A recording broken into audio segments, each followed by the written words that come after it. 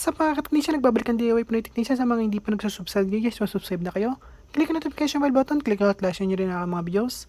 So yun guys, tuturuan kayo kung paano mag-wiring ng remote control module para sa electric fan guys. So ito po ay universal control module or universal remote control module para sa electric fan guys. So kahit anong electric fan, pwede rito guys. So kung may floor fan kayo or small fan katulad nito guys, or KT na fan tulad ng ganito guys na manual siyang in-on.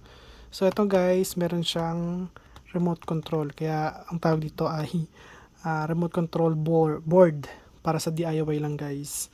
So ayan, kung nakita nyo instruction, so meron siyang on speed, time, swing, tsaka cool para sa control yan guys. At syempre may off din siya syempre. So ayan, at walang model number to. So ayan, so pwede siya sa 110 up to 275 volts AC. Ayan guys. So wala naman dito kaming electric fan guys. So kaya i-demo ko lang sa inyo guys yung pagwa-wiring nyo guys. Okay? So madali lang naman siya guys i-wiring. So ayan siya guys. Okay? So ayan yung wiring diagram niya. Syempre sa mga hindi pa ganong alam yan, maguguluhan dyan guys syempre. So may mga pindutan dito guys na pwede nyong gawin. Ayan, tulad nyan. Kasi hindi naman yan include sa laman nito or sa ano nito guys, sa box. Hindi siya include. Okay, kayo ang gagawa mismo nito. Ayan. Ayan guys, so 220 AC guys. Ayan, so swing, cold, tsaka yung fan nyo. Ayan guys. So pakita ko muna sa inyo kung ano yung loob nito.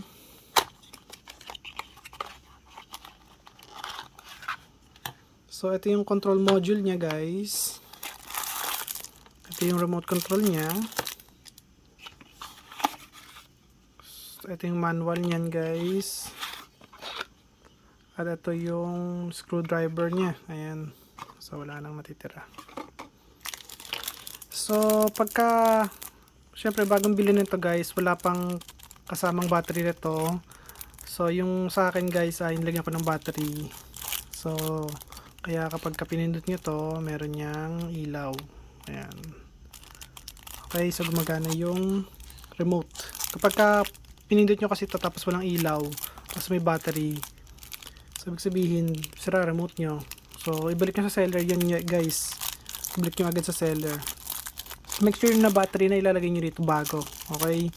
Huwag yung galing sa remote din, kasi baka mahina na yung ano niya guys, yung charge. So kaya mas maganda pag bagong battery para siguradong gagana siya guys. Ayan o. Ayan. So sa remote guys, so ayan yung on nya. Ito yung off nya. Tapos meron siyang time dito.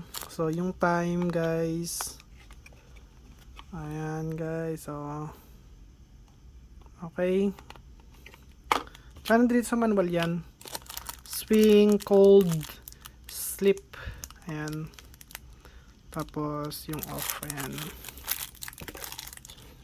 So ito yung module nya. So ayan guys, sabi ko sa inyo, hindi kasama yung pindutan mismo. So kayo gagawa ng pindutan yan. So yung key, ibig sabihin po niyan, itong case na nakalagay ay ito yung common nya na wire.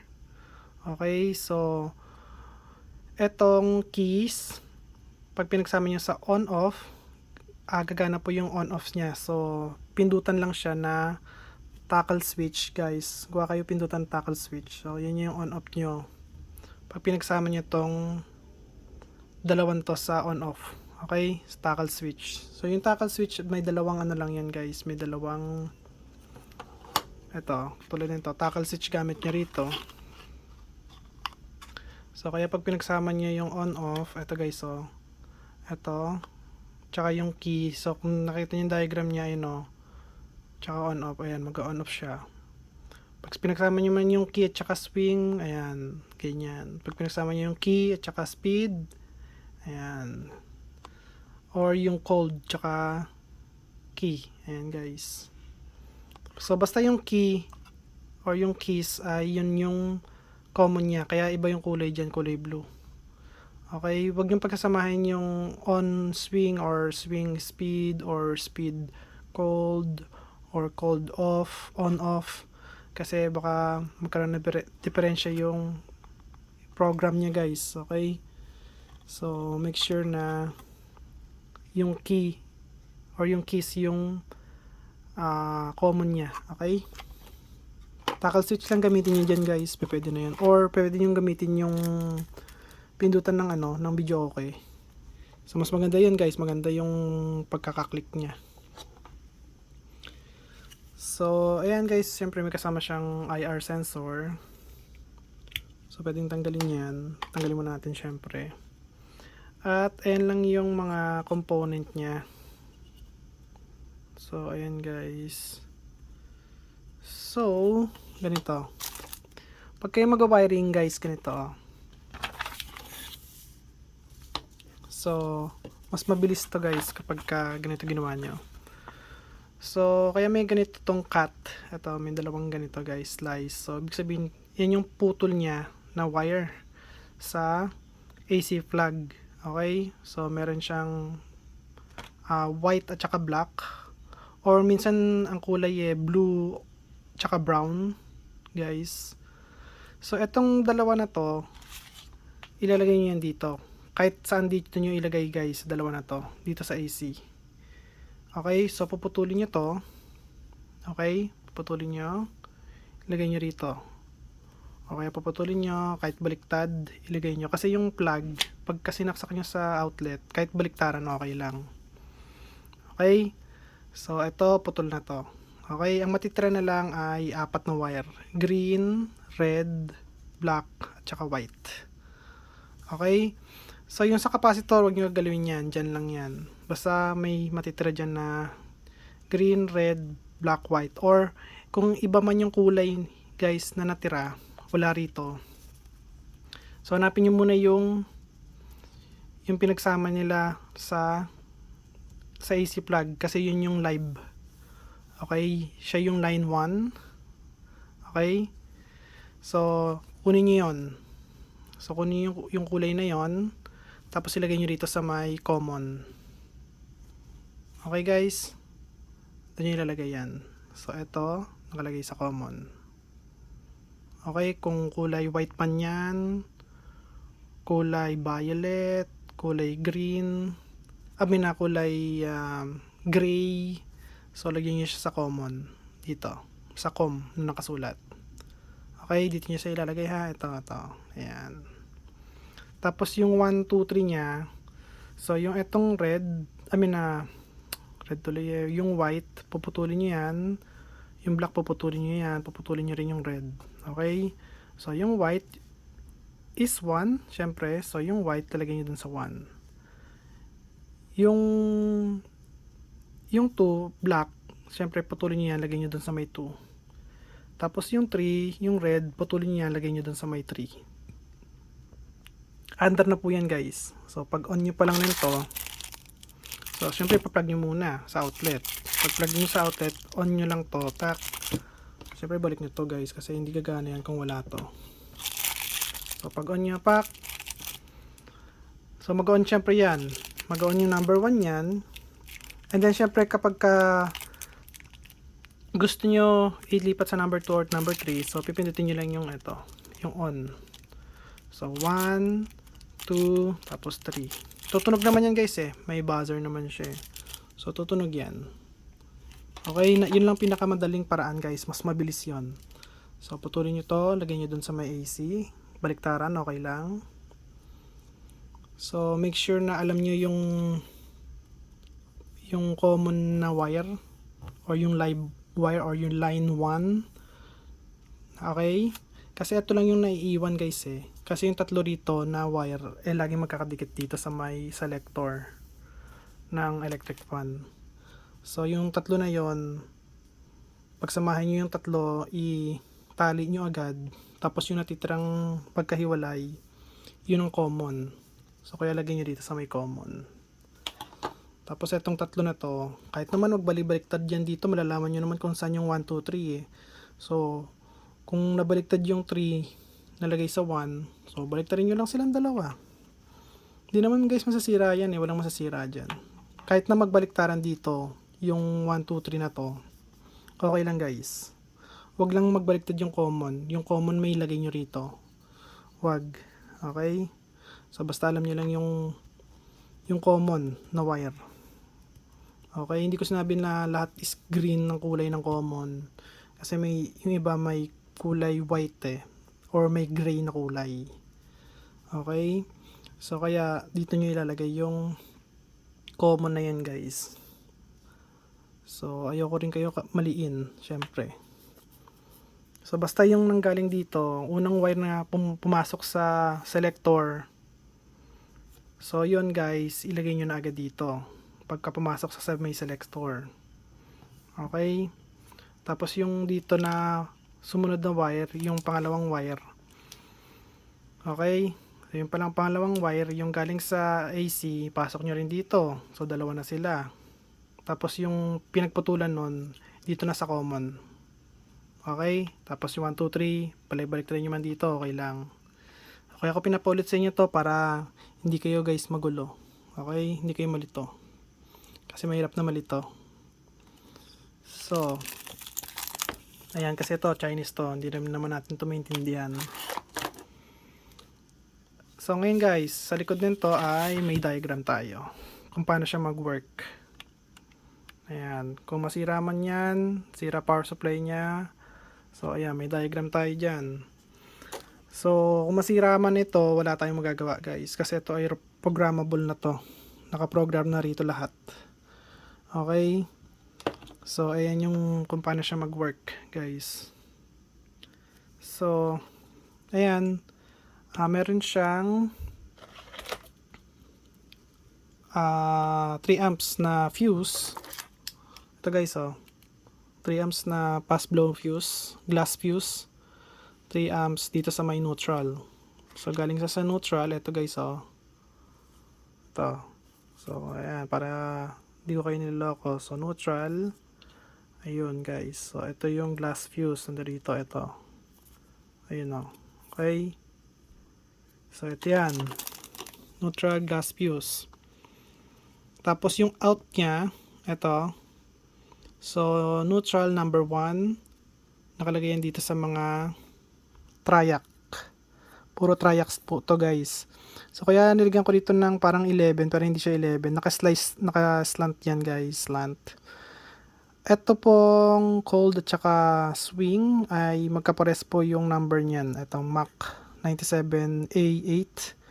Yan po ay triac na 600 volts, 600 milliamps guys, or 0.6 amps. 600 milliamps kasi yan guys eh. Tapos itong 1, 2, 3, triac din siya guys na 600 volts. Ang number niya ay BT134. Okay? 4 amps po siya guys na 600 volts. So para maniwala kayo, ayan yung tatlo guys. So BT134, 134, 134, 600 volts guys. Ayan 600D. Ito, 600D, 600 volts po yan. So tatlo po yan, isa, dalawa, tatlo. Itong dalawa na to, cold at saka swing.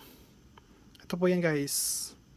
Ito yung sa swing, ito yung sa cold.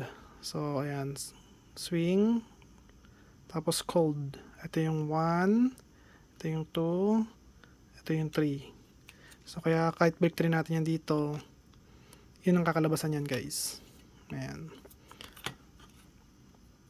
Tapos yung switch niya guys, yung nag-switch sa kanya, ito lang yung MCU na to, or yung microchip unit. Ayan guys. So meron siyang limiting resistor na 330 ohms. Ayan guys. So nakasulat naman sa board niya. Ito, may nakasulat din ito guys. So So, R103. So, 103, nakasulat to.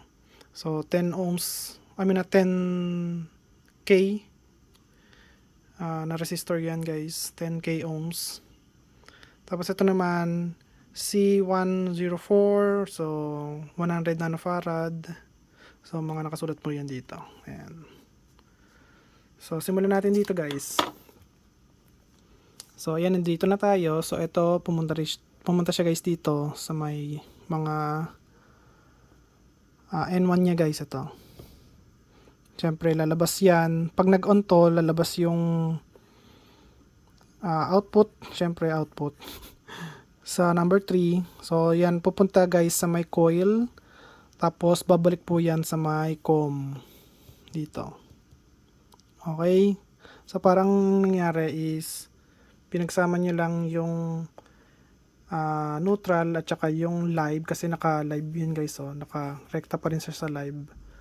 So, pinagsama nyo siya, pero bago yon magsama ay naka-coil. Okay? So, kaya nilagyan nila tong triac para yun yung switch niya. Okay? Para siya yung mag-switch. So, ayan guys. So, punta tayo rito. So, ito ay positive, guys. 5 volts positive. Bakit 5.1 volts yan, guys? Galing po yan sa may Zener diode, guys. Ayan. So, from live, pasok siya sa may 220k ohms at saka sa 1 microfarad na 400 volts na orange drop capacitor. Ito guys, tsaka ito. So nakaparallel lang silang dalawa. Tapos may limiting resistor na 20 ohms na 2 watts. So ito po yan guys.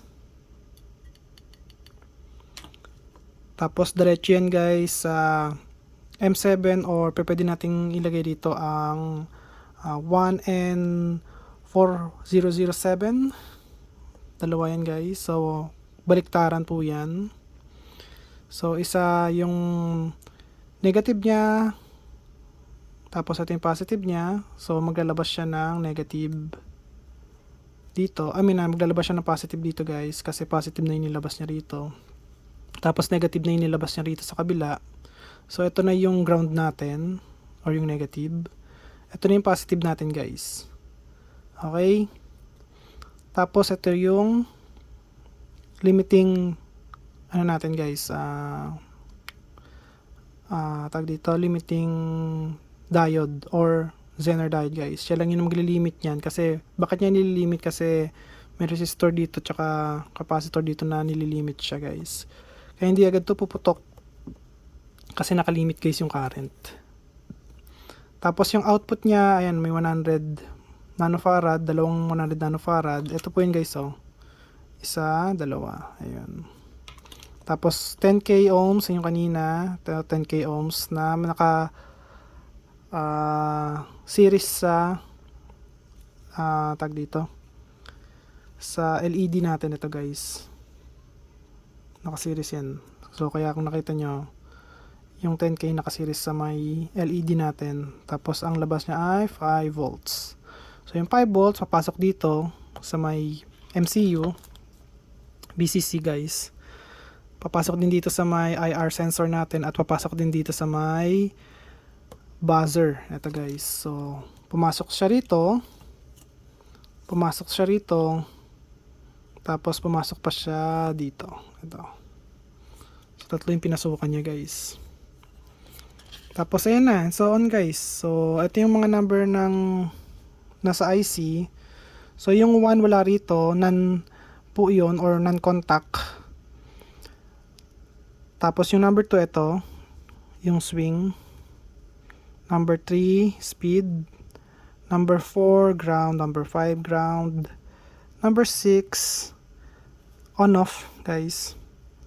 Number 7 ay cool or cold.